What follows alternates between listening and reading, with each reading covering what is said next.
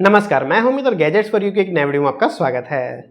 तो जैसा कि आप जानते ही होंगे कि सैमसंग अपने डिवाइसेस में नए इनोवेशन करता रहता है, लेकिन जनरली वो हमें देखने को मिलते हैं फ्लैगशिप डिवाइसेस में। जी हाँ, जो सैमसंग की एस सीरीज़ है या फिर नोट सीरीज़ हैं, वहीं पे हमें कुछ नए फीचर्स देखने को मिलते हैं, कुछ नया इनोवेशन देखने को मिलता है। लेकिन इस बार सैमसंग ने अपने बजट स्मार्टफोन की तरफ भी कुछ ध्यान दिया है और एक नया फ़ोन लॉन्च करने वाले हैं जो कि होगा J6 प्लस। हालांकि कुछ कंट्रीज़ में ये ऑलरेडी लॉन्च हो गया है और इंडिया में भी ये बहुत ही जल्द आने वाला है।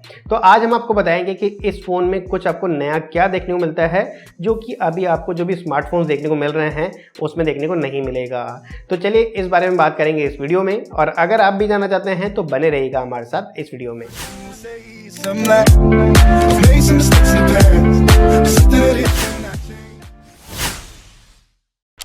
जी हाँ, सैमसंग ने अपने बजट स्मार्टफोन J4 और J6 के अपग्रेड वर्जन कुछ कंट्रीज में लॉन्च कर दिए हैं और ये बहुत ही जल्द इंडिया में भी लॉन्च होने वाले हैं। आज हम इस वीडियो में बात करने वाले हैं J6 प्लस के बारे में, क्योंकि इस फोन में आपको कुछ नए फीचर देखने को मिल जाते हैं। तो चलिए स्टार्ट करते हैं इसके डिजाइन से। तो ये आप देख सकते हैं, ये है सैमसंग का गैलेक्सी J6 और सैमसंग का J6 प्लस भी आपको वैसा ही देखने को मिलने वाला है। यहाँ पे बहुत ही माइनर से डिफरेंसेस आपको देखने को मिलेंगे। जैसे कि आप देख सकते हैं, रियर साइड में आपको देखने को मिलेगा सिंगल रियर कैमरा सेटअप, जबकि J6 प्लस में आपको देखने को मिलेगा ड्यूअल रियर कैमरा सेटअप। जी हाँ, सैमसंग गैलेक्सी J6 प्लस में आपको ड्यूअल रियर कैमरा सेटअप देखने को मिल जाएगा। इसके अलावा यहाँ पे आप देख सकते हैं नीचे की तरफ फिंगरप्रिंट सेंसर भी आपको देखने को मिल जाता है, लेकिन J6 प्लस में यहाँ पर आपको फिंगरप्रिंट सेंसर देखने को नहीं मिलेगा। बात करते हैं फ्रंट साइड की, तो यहाँ पर आपको सेम डिजाइन ही देखने को मिलेगा जैसा कि आपको सैमसंग के J6 में देखने को मिल रहा है। तो कहने का मतलब यह है कि बहुत ही माइनर से डिफरेंसेस आपको देखने को मिलेंगे, एक तो ड्यूअल रियर कैमरा सेटअप और दूसरा फिंगरप्रिंट सेंसर। चलिए अब बात करते हैं डिस्प्ले की। तो यहाँ पे थोड़ा सा चेंज आपको देखने को मिलेगा। हालांकि स्क्रीन साइज को बढ़ाकर 5.7 इंचेस से कर दिया है 6 इंचेस, तो यहाँ पे स्क्रीन साइज तो आपको बड़ा देखने को मिलेगा। लेकिन अगर हम बात करते हैं डिस्प्ले क्वालिटी की, तो उसको डाउनग्रेड कर दिया है। जी हाँ, सैमसंग गैलेक्सी J6 में यूज़ किया गया था सुपर एमोलेड डिस्प्ले, जबकि J6 प्लस में यूज़ किया गया है TFT डिस्प्ले। तो यहाँ पे एक डाउनग्रेड हमको देखने को मिल रहा है इसकी डिस्प्ले में। बात करें रेजोल्यूशन की, तो वो आपको HD प्लस के ही देखने को मिलेंगे। अब बात करते हैं कैमरास की, तो यहाँ पर आपको मिलने वाला है ड्यूअल रियर कैमरा सेटअप जो कि होगा 13+5 मेगापिक्सल का, जो कि आपको मिलेगा f1.9 अपर्चर के साथ में। अगर हम बात करते हैं फ्रंट कैमरा की, तो यहाँ पर आपको मिलने वाला है 8 मेगापिक्सल का फ्रंट कैमरा जो कि आपको मिलेगा f1.9 अपर्चर के साथ में। तो ये थी कैमरे की बात में देखने को मिलेगा।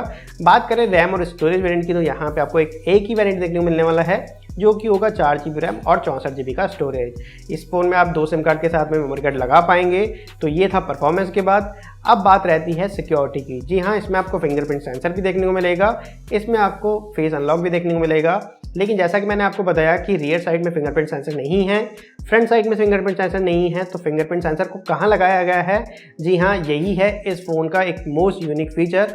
इस फ़ोन में आपको साइड में फिंगरप्रिंट सेंसर देखने को मिलेगा, जहाँ पे आपको पावर की देखने को मिलता है। बाकी सभी फ़ोन्स में इस फ़ोन में फिंगरप्रिंट सेंसर उस जगह पे लगाया गया है।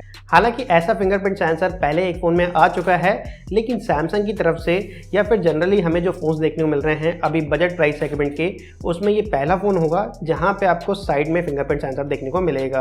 अब ये कितना ज़्यादा प्रैक्टिकल होगा, कितना ज़्यादा स्मूथ होगा, कितना ज़्यादा ये यूज़र फ्रेंडली होगा, ये तो देखिए फ़ोन आने के बाद ही पता चलेगा।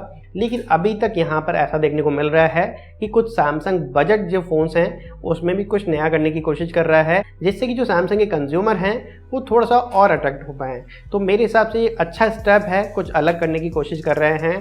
और अगर ये फिंगरप्रिंट सेंसर प्रॉपर्ली काम करता होगा यहाँ पर, मीन्स बहुत ज़्यादा यूज़र फ्रेंडली होगा, यहाँ पर कोई भी दिक्कत देखने को नहीं मिलेगी, तो मेरे हिसाब से एक अच्छा कॉन्सेप्ट है। क्योंकि बैक फिंगरप्रिंट सेंसर थोड़ा सा और लगता है, फ्रंट में दे नहीं सकते, क्योंकि अब स्क्रीन रेशियो हो गए हैं 80:9 वाले। तो मेरे हिसाब से ये थोड़ा सा अच्छा स्टेप है। अब बात करते हैं इस फोन के लॉन्च और एक्सपेक्टेड प्राइस की। तो आपको बता दें, यह फोन इसी मंथ मतलब सितंबर मंथ में ही आपको इंडिया में देखने को मिल जाएगा। और बात करते हैं एक्सपेक्टेड प्राइस की, तो जैसा कि हमने आपको बताया कि यह फोन लॉन्च होगा 4 GB रैम और 64 GB स्टोरेज के साथ में, तो इसका एक्सपेक्टेड प्राइस हो सकता है सैमसंग के अकॉर्डिंग लगभग 15,000 रुपये की प्राइस में। जी हाँ, आप कहेंगे कि 15,000 रुपये की प्राइस में आपको स्नैपड्रैगन का 450 चिपसेट देखने को मिलेगा, तो ये सैमसंग है।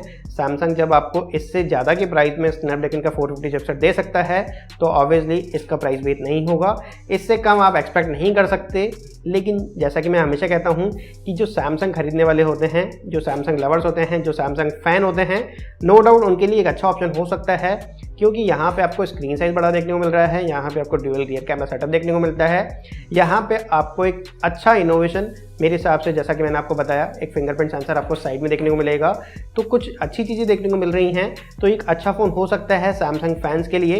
हालांकि जब हमारे पास फ़ोन आएगा तब आपको इसका अनबॉक्सिंग और रिव्यू देखने को मिल जाएगा, ताकि हम दूसरे फ़ोन से कंपेयर करके आपको दिखा सकें कि कैसा होगा इस फ़ोन का फिंगरप्रिंट सेंसर, कैसा होगा इस फ़ोन का कैमरा और कैसा होगा इस फ़ोन का परफॉर्मेंस। तो बने रहिएगा आप हमारे साथ, बहुत ही जल्द आपको इस फ़ोन का अनबॉक्सिंग भी देखने को मिल जाएगा। तो यही था आज की वीडियो में, उम्मीद है आपको पसंद आया होगा। तो इस वीडियो को लाइक और शेयर करना बिल्कुल मत भूलिएगा। अगर आप चाहते हैं ऐसे ही और वीडियोस देखना तो चैनल को सब्सक्राइब कर लीजिए। अगर आपके पास है और कोई सवाल या सुझाव तो नीचे आप कमेंट सेक्शन में लिख सकते हैं। आज का वीडियो देखने के लिए बहुत बहुत धन्यवाद। मिलते हैं आपसे अगले ऐसे ही किसी वीडियो में, तब तक के लिए आपके दिन शुभ रहे।